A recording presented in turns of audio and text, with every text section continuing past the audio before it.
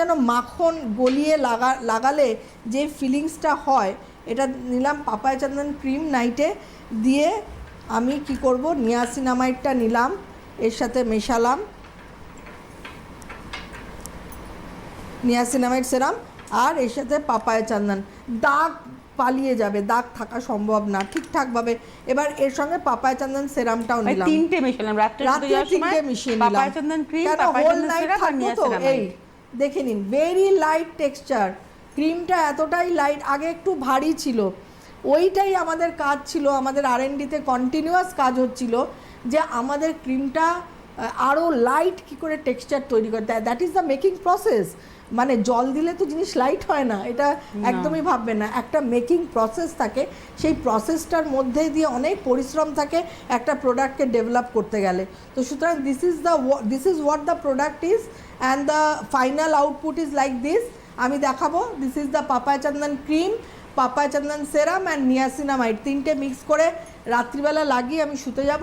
And সকালবেলা উঠে আমি একটা ফ্রেশ, আমার একটা স্কিন একটা প্যাচি লুকস বিহীন, মানে আস্তে আস্তে প্যাচটা, যেটা ডার্কনেসটা ছিল স্কিনে, সেটা কিন্তু আস্তে আস্তে ফেডেড হতে থাকবে।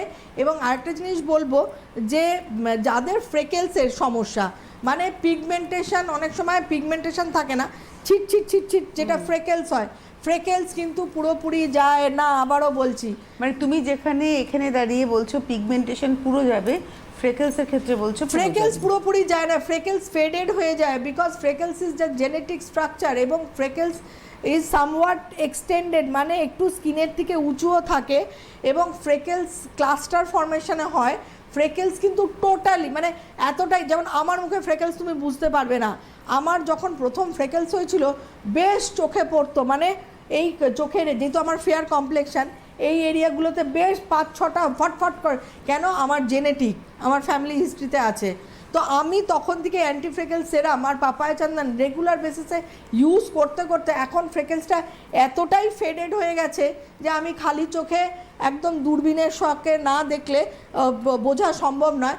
মাঝে মাঝে কি করি, আমার যেহেতু টেন্ডেন্সি আছে, ধরো সব প্রোডাক্ট মাখছি, মাঝে মাঝে 2-3 দিন আমি কি করি, সপ্তাহে 1 দিন 2 দিন বা 2-3 দিন এরকম একটা করে নিই, টাইম বের করে নিই, দিয়ে ওই পাপায়া চন্দনের সাথে অ্যান্টি ফ্রেকেলস মিশিয়ে ওই ফ্রেকেলসের জায়গাগুলোতে একটু লাগিয়ে নিলাম।